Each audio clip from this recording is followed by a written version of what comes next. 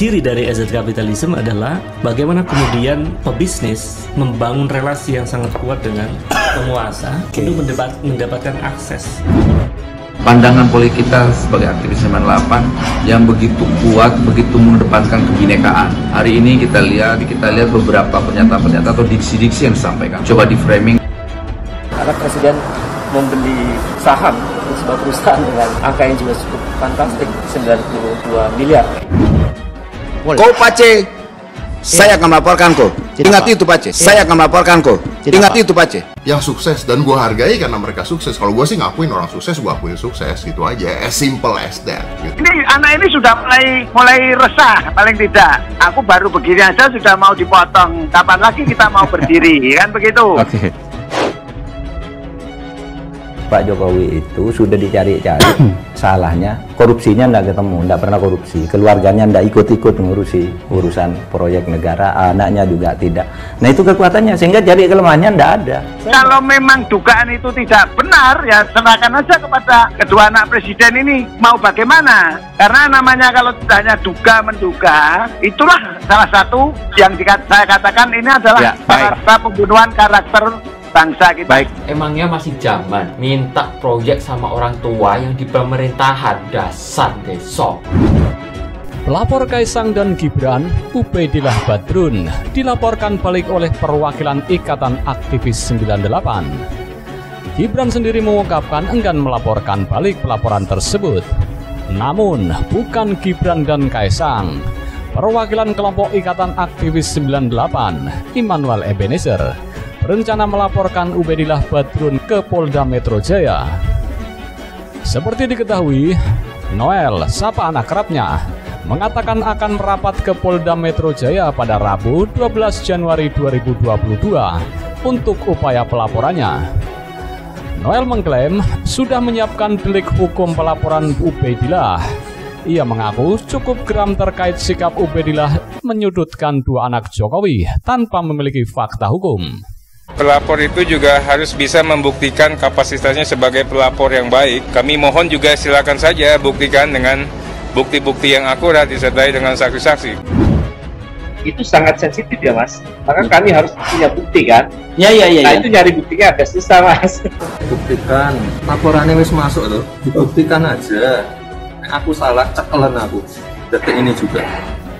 Laporan dengan delik memberikan keterangan palsu, pasal 263 KUHP dan 266 KUHP, katanya. Dia mengatakan akan melaporkan balik Ubaidillah agar mendapatkan penegakan hukum. Kami akan laporkan ke Polda Metro Jaya besok, katanya pada Selasa 11 Januari 2022.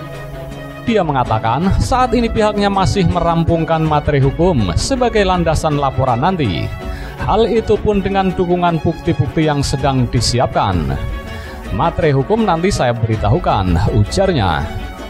Bagi kami tanda tanya besar, apakah seorang anak muda yang baru mendirikan perusahaan dengan mudah mendapatkan penyertaan modal dengan angka yang cukup fantastis? Kalau dia bukan anak presiden, saya kira itu. Ini gimana sih?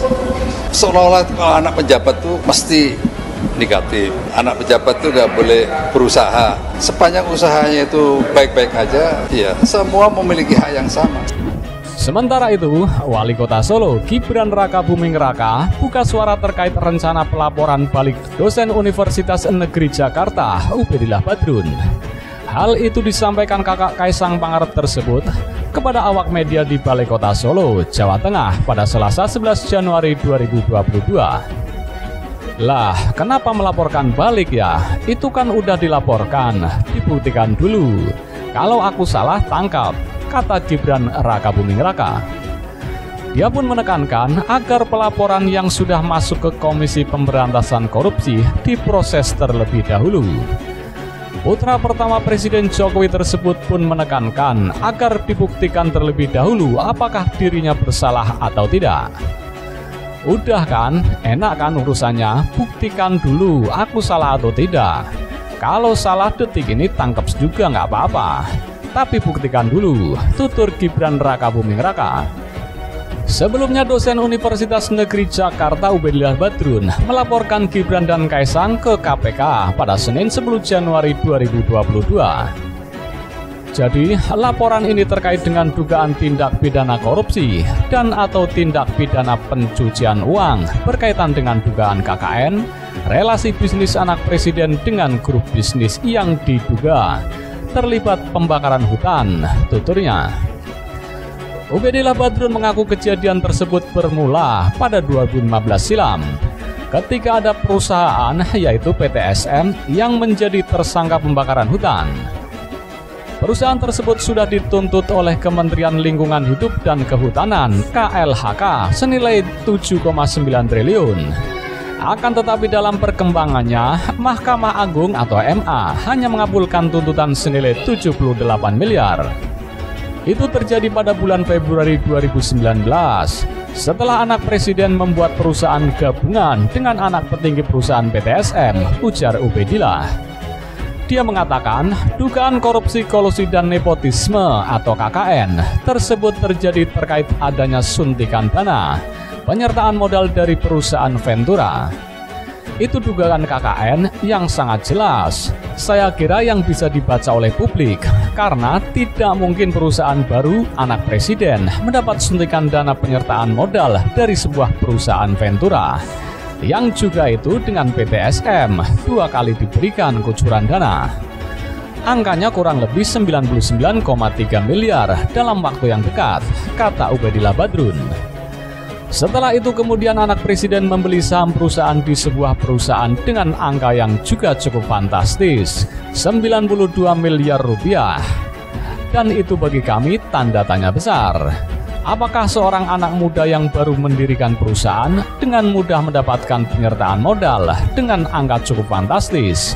Kalau dia bukan anak presiden, ujarnya menambahkan. Dua putra Presiden Joko Widodo, Gibran Rakabuming Raka dan Kaisang Pangarep, dilaporkan ke KPK atas dugaan KKN oleh aktivis dan dosen UNJ Ubedillah Badrun. Terkait kasus ini, Ubedillah meminta KPK untuk menyelidiki dan membuka kasusnya secara terang-terangan tanpa ada yang ditutupi. Bahkan ia juga meminta Presiden Jokowi untuk dipanggil bila memang dibutuhkan. Kami melakukan riset, kami melakukan analisis teoritik bahwa salah satu buku penting ya sebetulnya yang ditulis oleh Yoshihara Kunio yang dia nulis soal RZ Capitalism. Nah, kaitannya dengan Gibran dan Kaisang? Iya, nanti kaitannya saya jelaskan. Datanya apa? Sehingga kalau cuma data-data yang kayak gitu ataupun putusan pengadilan, data apa? Putusan pengadilan inkrah, ya inkrah mau diapain? Kaitannya sama Kaisang apa? Sama Gibran ya. Diketahui Gibran Rakabuming Raka dan Kaisang dilaporkan oleh Ubedillah Badrun ke KPK terkait kasus dugaan KKN. Saya punya keyakinan tidak, kan produk politik. Ya mereka bagian daripada elit-elit kelompok partisan ini sendiri.